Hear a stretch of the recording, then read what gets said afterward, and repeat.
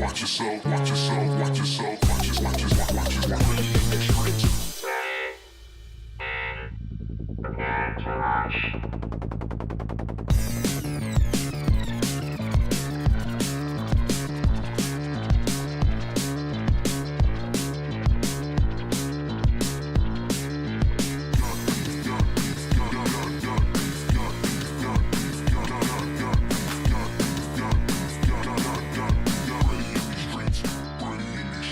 Whoa.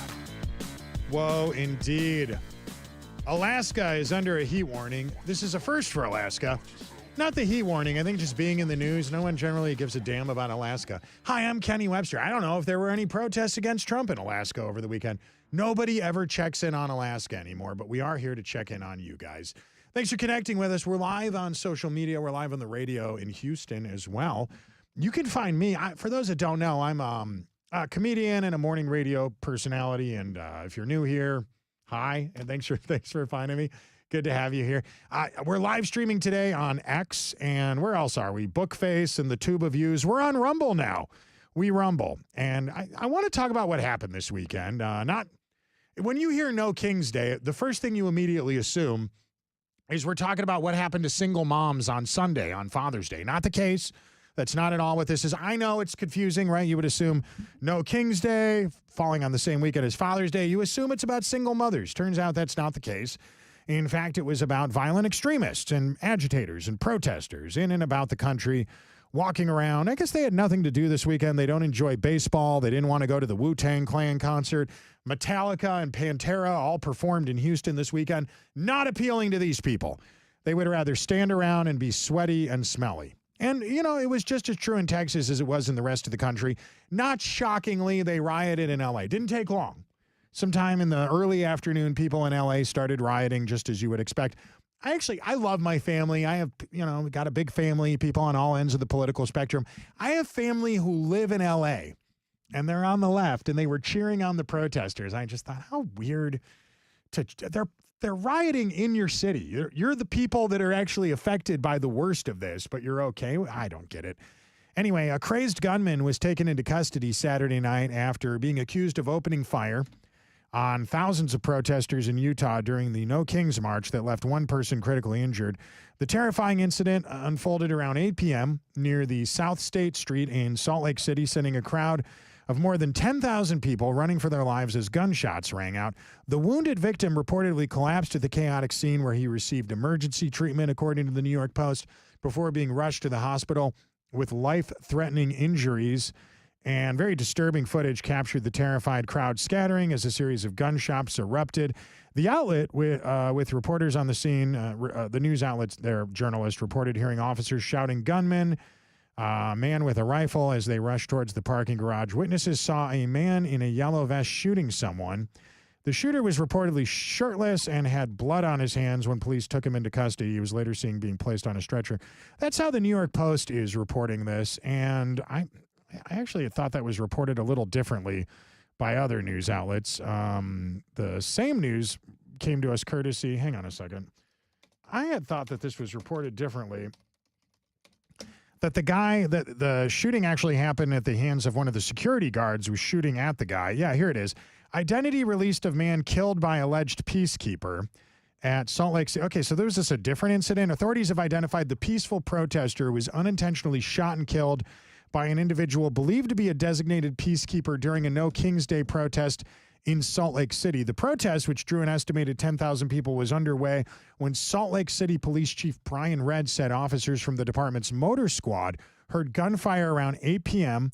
Officers quickly responded and found a man on the ground identified as 39-year-old Arthur Falaza Alu. That's 4 words, by the way. Arthur Falaza Alu. That's his name. With a gunshot. I didn't name him. Don't get mad at me. He was taken to a hospital where he was later pronounced dead. Investigators said the suspect, identified as 24-year-old Arturo Gamboa, was spotted by 2 men believed to be designated peacekeepers, separating himself from the crowd during the march. The men reportedly observed Gamboa move behind a wall and pull out a rifle. Police said Gamboa raised the weapon into a firing position and began charging toward the crowd. At that point, one of the alleged peacekeepers fired 3 rounds, striking both Gamboa and the innocent man who died. Really sad incident. Of course, now the guy that started the incident, the guy that was charging with the rifle, not necessarily the shooter, is the guy being charged with murder. All right, so that's what happened in Salt Lake City and in Los Angeles. But what about here in Texas? Over the weekend, our friend Tony Ortiz from Current Revolt captured this footage of protesters in Dallas-Fort Worth, unable to destroy a piñata. They love piñatas.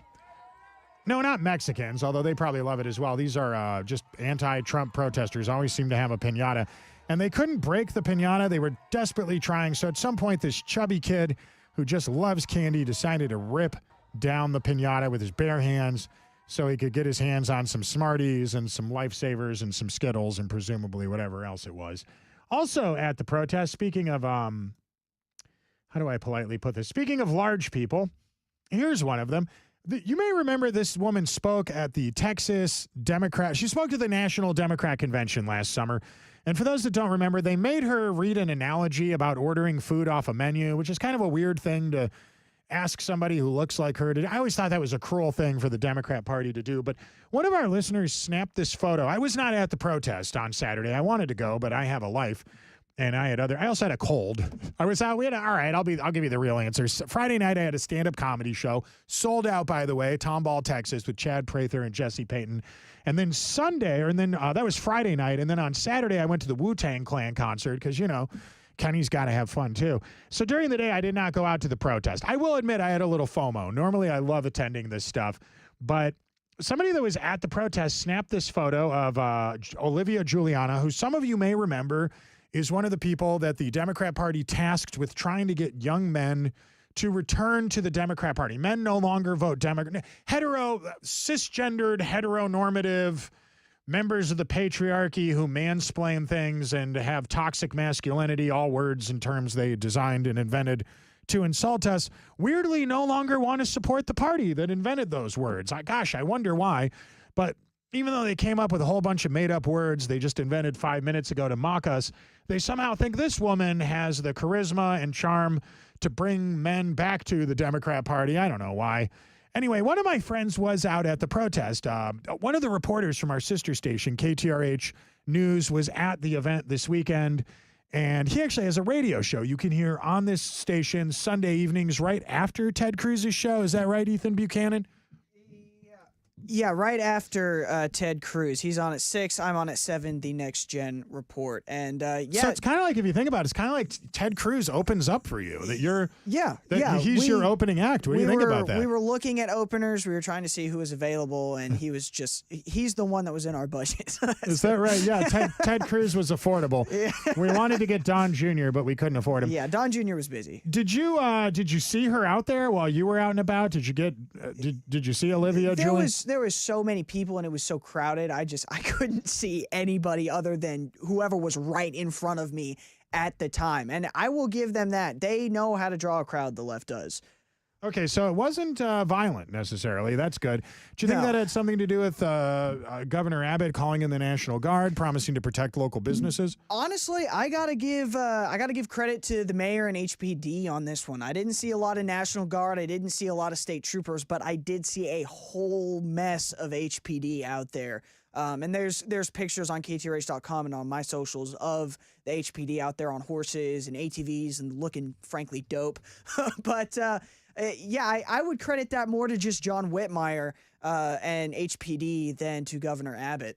Is this your article here? Millions take part in No Killings rally or No Kings rally across the country. Did you? I didn't write it, but it's got a lot of my stuff in it. No, that's not me. No, it's not. Who's that? That's the national one. Oh, no. We don't want the national one. We want nasty national. We one want the here. local. I can't find the local one. Let me see if I can find it real quick. It's okay. We're live right now. Why don't you instead and tell me some of the stuff you saw? What are we looking at here on the screen? No human is illegal on stolen land.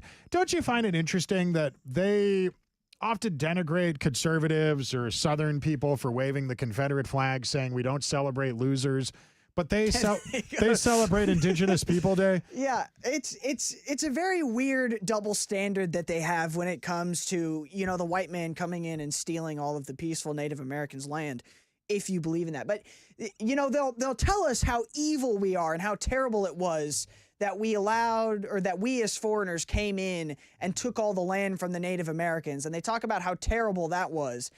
And then they simultaneously make the case that we, as the current occupiers of the land, should allow the exact same thing to happen to us.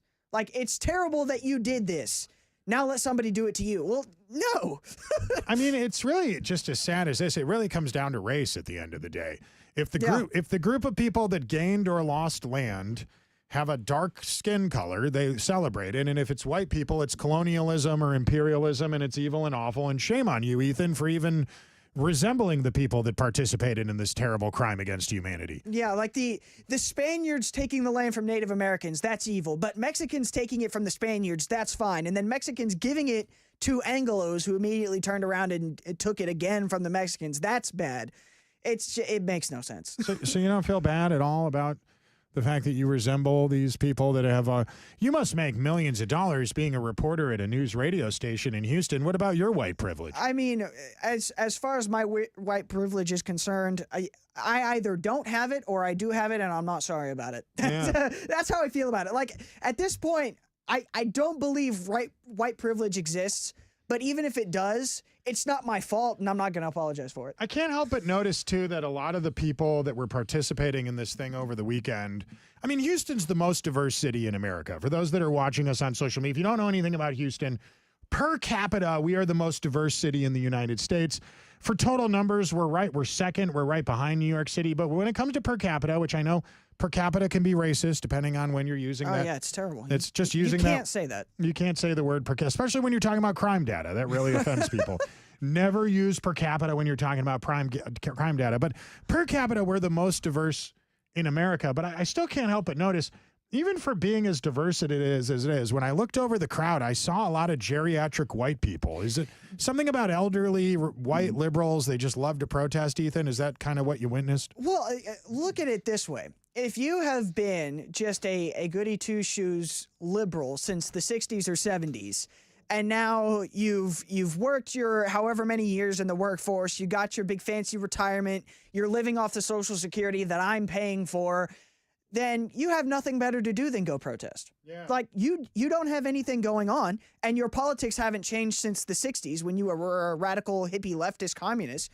You're still a radical hippie leftist communist, except now you've actually got all the money to, take a Saturday and just go protest. Yeah, it's true. I really upset Olivia Giuliana when I posted that video or that photo of her that somebody sent me, and she actually replied to it. Hang on, I want to show everybody on the screen here what she said. This is one of the most notable Democrat activists, I don't know what you call operationalist, strategist in the city of Texas. And someone sent me this photo, which I shared on social media. I said she was bigger than I thought she was. Bigger, I meant her persona, by the way. I didn't say anything about her body size or anything. And she replied and said, "Do you know how much of a little bitch you have to be to sneak a picture and post it?" Well, I didn't, but I would have come up and talked to her. She said, "You could have come up to me, Kenny.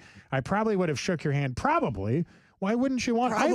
I've invited her on this radio show more than once. She said she wanted to debate me. She's never taken the invitation. And I don't know what you're afraid of. You're bigger than me, obviously. I meant persona-wise and also follower-wise. She has a lot of Twitter followers. She may not be the host of a nationally syndicated radio show like I am, but she does have a lot of Twitter followers. Ethan, what did you learn this weekend? Was this the first protest like this you've ever attended? Have you done this before? I've been to a handful of these just in the past. This is kind of the most active I've been in one. But one thing I did learn is there are a decent amount of people who, on the left, who really do mean well, and they have legitimately been misinformed. Like, there was one guy that seemed like a very upstanding guy. He was talking about the fact that, he's an American, he believes in the Second Amendment, he's proud of being American. Him and his family are either natural born citizens or naturalized citizens, and he was a Hispanic gentleman, and he felt like he had to hide the fact that he was Hispanic American now because of how evil the Trump administration is. And I asked him why, and he said it was because they were deporting citizens. And I asked him if he could give me any specific examples of this, and he couldn't. He legitimately believed it was happening, presumably because the talking heads on left-wing TV told him. But he couldn't give me any actual examples. And he was on board with, deporting criminals and, keeping criminals out of the country, but he thought that American citizens were being deported just for being brown, and that's why he was out there. And it just goes to show you, there are people that the mainstream media has a death grip on their minds, and they can make up any lie, and they will believe it, and they will go and protest because of it. Wow. Ethan Buchanan, I appreciate your work. Hey, people should subscribe to your podcast. Yes, they should. I recommend they do. And follow Ethan Buchanan on social media. Thank you for stopping by, my brother. I know you got to run back down the hall to get to the newsroom. Absolutely. Thanks for having me, Ken. Thanks for coming by. Ethan Buchanan. Hey, if you're watching me on social media or listening on the radio, hang around. The show continues right now.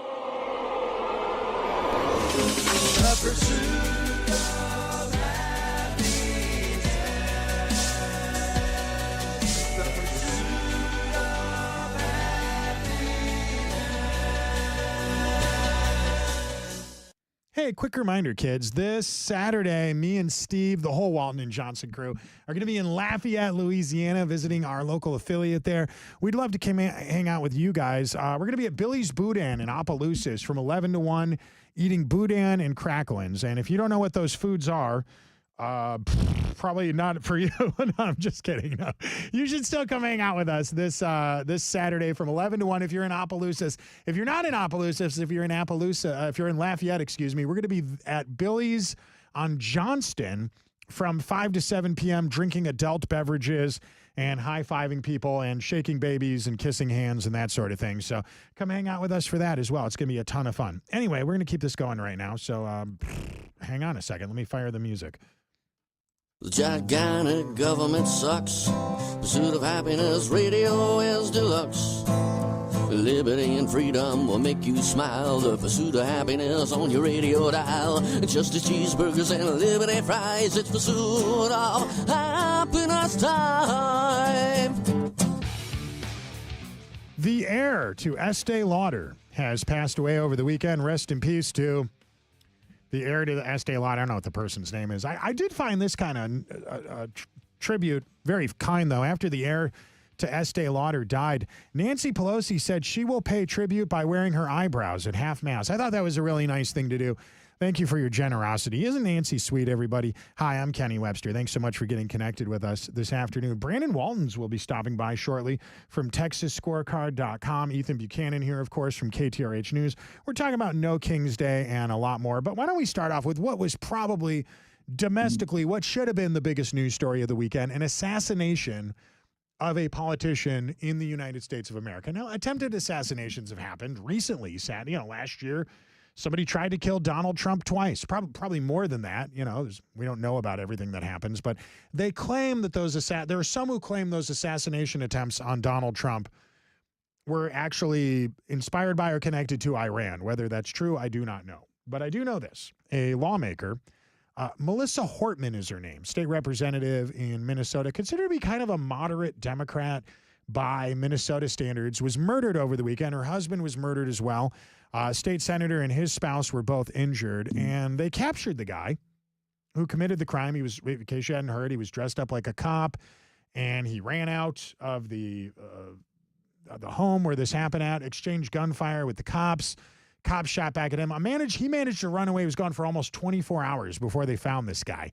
Now, that's kind of interesting because they caught him very quickly. As good they should. Good on law enforcement for doing that. But isn't it kind of remarkable comparing that to what happened in New Orleans? We're still looking for those two escaped inmates from Louisiana. The guy with the penis tattooed on his forehead, Antoine, who actually has posted fresh content to Instagram since being on the loose. And then the other guy, nobody even knows what his name is. I got to think that guy's a little smarter for two reasons. One, he didn't post content on social media while he was being chased by the cops, and he didn't tattoo a penis on his forehead. I think that's always a bad look when people are out looking for you. But back in Minnesota, the two Minnesota lawmakers and their spouses who were shot at, one murdered, the other not, appear to have been killed for political reasons. There's a manifesto. We have not seen the manifesto yet. Kind of like the Nashville trans shooter, we probably won't see it for a long time. I'm not going to be one of those people that tells you if I think this guy was pro-Trump or anti-Trump, because I know everybody's out trying to make that argument right now. There are two arguments for it. One of them is that he's a Democrat liberal, that he was on Tim Walz's staff. He was the governor of Minnesota, Kamala Harris's former running mate. appointed this guy to a committee in the governor's office back in 2019. Doesn't necessarily make him a Democrat. His next door neighbor said he was a Trump supporter. Doesn't necessarily make him a Republican. All that being said, he certainly murdered someone. And one of the people that he murdered was the deciding vote on a bill in the state of Minnesota to determine whether or not they were going to pay for health care for illegal immigrants. She voted no. That was Melissa Hortman. It's a reasonable position to take. Even if you're on the left, why would we, we don't have the money to pay for the health care of people that came here from foreign countries. Milton Friedman often said, you can have, this is my favorite economist, I named my dog after the guy. He's often said you can have open borders or you can have a welfare state, but you simply cannot have both. You can't have open borders and have a welfare state.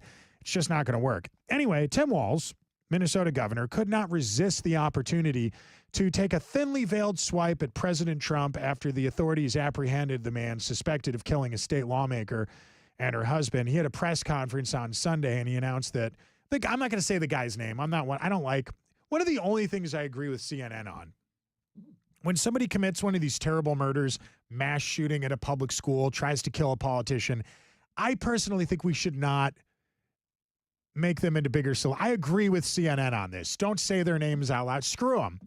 It's a suspect. That's who it is. Anyway, he got apprehended. He got caught. 2-day manhunt, 2 sleepless nights.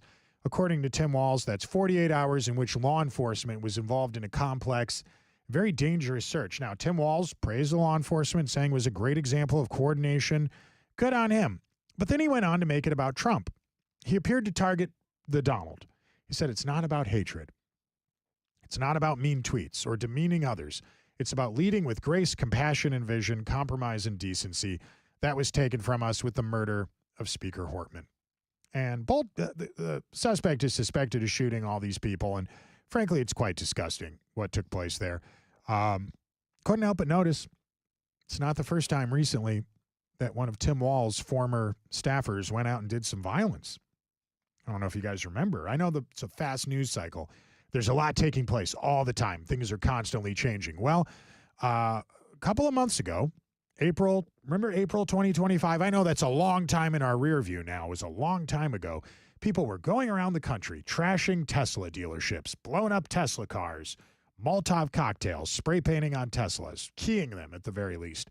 Well, as it turns out, one of those people was a progressive attorney. Was a state employee of Tim Walz. In fact, a progressive district attorney declined to charge a state employee for Tim Walz, who was apparently allegedly caught causing $20,000 in damage by vandalizing a half a dozen Teslas. The suspected vandal was a 33-year-old Minnesota government employee, allegedly spotted keying the vehicles, stripping their paint off while out walking his dog around the city. And despite what police believe to be evidence of him committing felonies, Hennepin County District Attorney Mary Moriarty decided not to press charges against the guy. Must be nice to be friends with the governor. Wonder if it's going to pay off for this guy. By the way, speaking of friends of the governor, this guy that just got accused of murdering 2 people in Minnesota, his bail bond was $5 million. It's a lot of money. But, as it should be for trying to murder someone. Does anybody remember last year when Trump got into trouble? Y'all remember last year they arrested Trump. They made him take a mugshot for racketeering. That's what they called it. And Trump's bail was $175 million. It was originally supposed to be $400+ million, but I guess that seemed like a lot of money to charge someone with a crime for trying to challenge election results in a courtroom. If you can hear my voice, you're still above ground, alive, and listening to Kenny Webster on KPRC 950. Plus, you don't smell like a dead person. Yeah. All right. Don't go anywhere, folks. In fact, while you're here, a quick reminder, our website, ilovewj.com, has a sale going on. Look at all the great stuff happening right now at ilovewj.com. Let me show you guys this here up on the screen. We sell merch on this website. Let me throw that up over there. It's the Walton & Johnson official online store, and we're getting ready for the July 4th celebration coming up. If you use promo code Stars and Stripes, you get 15% off all this amazing merchandise. Look at some of the cool stuff here. 1776 coffee mugs. We've got the koozies, the T-shirts. I'm just here to bang. You got to love that. That's going to look cute on your girlfriend. A lot of Helen Keller merch. Women love this too. Kenny Webster's Pursuit of Happiness women's cropped hoodie. You're going to look amazing in this. Guys are going to drool over you, ladies. And you can get 15% off with it right now when you use promo code STARS and STRIPES. All that stuff can be yours. It could be at your house by July 4th if you guys order it right now. Go to ilovewj.com today. Place an order. You'll be glad you did. All right, we're going to keep this thing going. Let me find some good music to continue the show.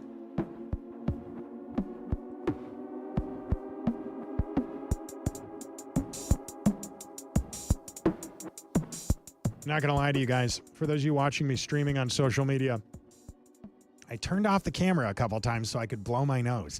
I have a cold. There's a cold going around. I don't know who's responsible, but I blame China. It's definitely not my fault for going out to multiple concerts last week while I had to work at 4 a.m. every day. Obviously not. Anyway, welcome back. Heinz wants more people to put ketchup on their breakfast. That's crazy. Who puts ketchup on cocaine? Asked Hunter Biden. Nobody knows. It's a great question. I've been doing a deep dive into what took place over the weekend, some of the political violence. And John Nolte had an interesting way of explaining how to survive the political climate this summer. We've seen this before, guys. The violence in the streets all over the country, people upset about a thing that no one really has any control over. Everybody was mad about George Floyd in 2020. Obviously, people were mad about the pandemic. We did not handle either of those things well. I think that's kind of an understatement. And so what did we do? We went into the streets and we tried to murder each other and we tried to violently attack people, because that's what you do when you are a reasonable American. You attack your neighbors for having vaguely different beliefs than you, right? No. Why do we act like that? I don't know. I do know that political violence exists on both ends of the aisle. I'm not going to pretend it doesn't. Wasn't Timothy McVeigh, Ted Kaczynski considered to be a right-wing extremist, the Unabomber so many years ago? Ted Kaczynski was a right-wing environmentalist. And the worst thing about Ted Kaczynski is he actually, when you read his manifesto, he actually made a couple of reasonable points. But Unabombing people is never the answer, kids. He was afraid of what technology was going to do to our society, how it would make things worse. And he had a point, but I think mailing bombs around to people was probably not the way to stop that from happening. That clearly isn't going to work. Murdering a lawmaker in Minnesota is clearly not going to stop Trump or help Trump or whatever it is you think you're doing. Doesn't make any sense. A state representative in Minnesota, that's like the 15,000th most powerful person in our country's government. It makes no sense to murder this person, and I feel horrible that her family had to witness that. But if elected Democrats were out acknowledging the left-wing violence, if they were demanding the left-wing wave of terror come to a stop, I don't think it would be fair to blame them for all to blame the Democrat Party for all the problems right now. Unfortunately, that's not what's happening. That is the opposite of what's happening. After somebody murdered a state lawmaker in Minnesota over the weekend, Tim Walz was pretty quick to blame Donald Trump. He wasn't the only one. I always wonder when there's a national tragedy how the different news outlets are reporting on these things. The easiest way is to turn on cable. Fox News, CNN, MSNBC. Interestingly enough, Fox News and MSNBC were both giving live coverage of the manhunt going after the person that murdered State Representative Melissa Hortman on Saturday. Good on Fox News and MSNBC. I think that's important information for American news consumers to get. CNN did not agree. CNN immediately turned the TV cameras to Israel. They vaguely mentioned that something was going on. How do I know? I watched it on TV. I turned it on myself. CNN said, domestic terrorism in the U.S., whatever. Israel and Iran, that's the story. I don't know. They had all their, and they were so poorly prepared for it. CNN actually sent cameras to a woman that was clearly in Tel Aviv. She was a white lady with blonde hair. She didn't have a towel on her head or a robe or a hijab or whatever they call it. And they said that she was live in Tehran, the Iranian city. She's like, immediately she had to explain, I'm in Israel. I'm not in Iran. You could tell she wasn't in Iran. She didn't have a scarf on her head. They would have been killing her. Anyway, CNN felt that Israel was more important. Fox News and MSNBC both doing coverage of the manhunt for the person that just murdered a state lawmaker. Politicians get attempts on assassinations of American politicians happen. Very rarely does the assassin survive, or succeed, that is to say. John Wilkes Booth, right? We all remember. Lee Harvey Oswald. Okay, they killed Abe Lincoln. They killed JFK. They killed this woman this past weekend.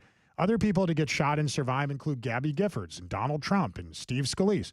And you might notice something. All the recent names I just said, mostly Republicans, but not all. So a lot of the political violence is, and Rand Paul, he's another one, was violently attacked by his neighbor while he was mowing his lawn. And then, of course, he was also violently attacked outside of the White House after Supreme Court Justice Amy Coney Barrett was sworn in.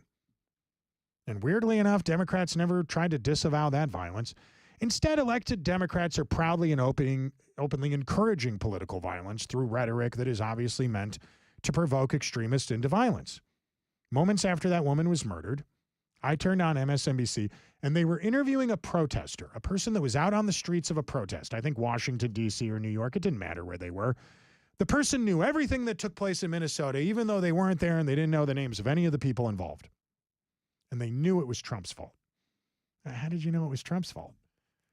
Wait, how do you know? How do you know that? We knew nothing at the time. We still don't really know what motivated him. We think we have a guess.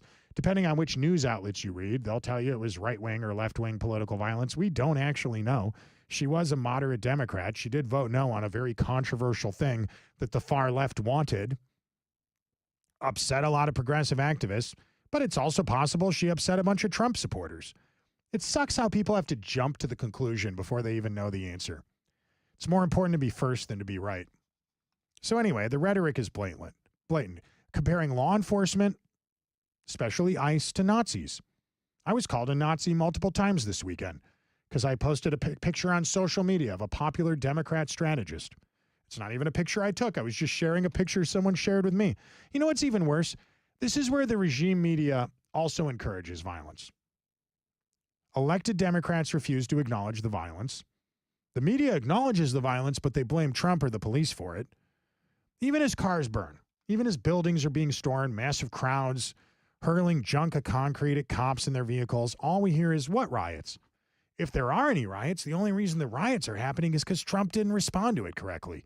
You know, the only reason why they're rioting is because he sent people out there to stop the riots. It's amazing. And people are being very critical of some of these riot police for getting out there and trying to stop the political violence. Why are they being so mad at them? You know, those guys are working hard. You can tell they're working hard, too. They all got to work early. You know why? So they could beat the crowds. You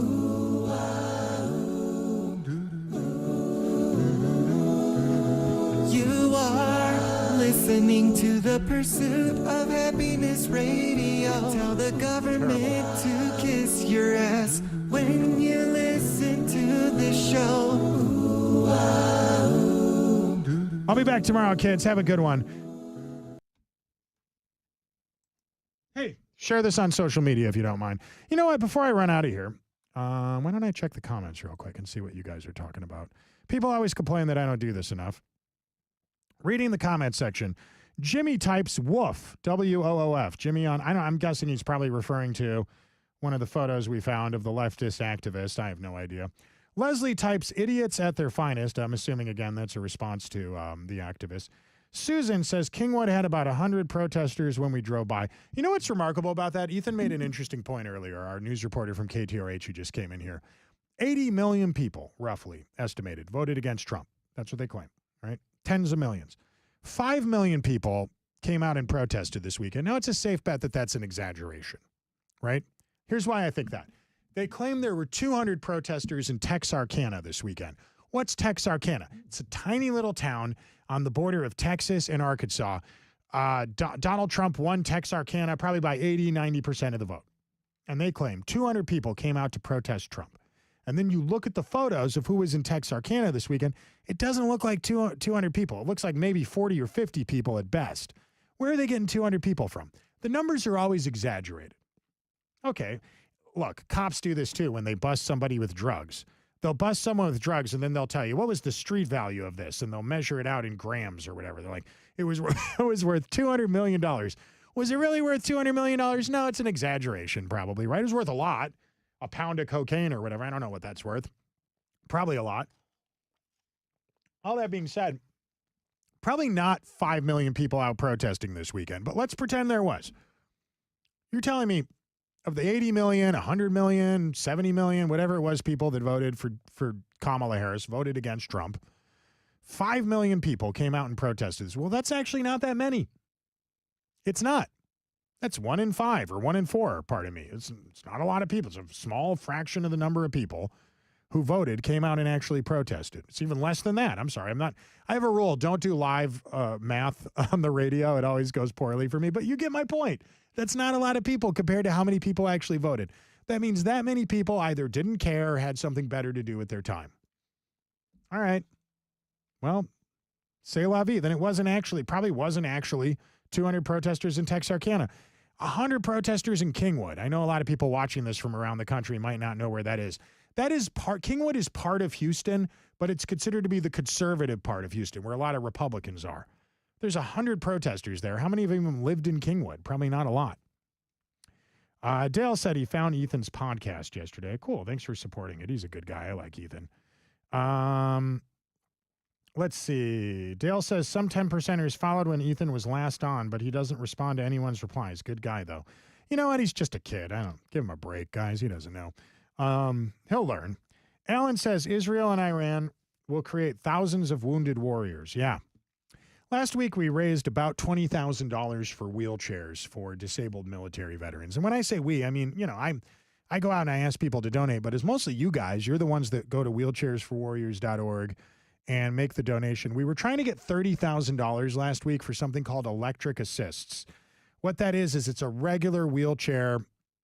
It's a device that attaches to a regular wheelchair so that these guys can get it when they're walking along, not walking, sorry, it's the wrong choice of words. When they're traveling a far distance and they can't keep going like this, scooting along in their wheelchair, it's a device that attaches to the wheelchair that helps them to go faster for a while. And we were trying to raise a bunch of money for it. I don't know if we raised as much as we needed, but we still got a lot. So thanks for that. Wheelchairsforwarriors.org is the website. And yeah, to your point, Alan, part of the reason why I'm skeptical about us getting involved in any war is because we never do anything for the vets afterwards.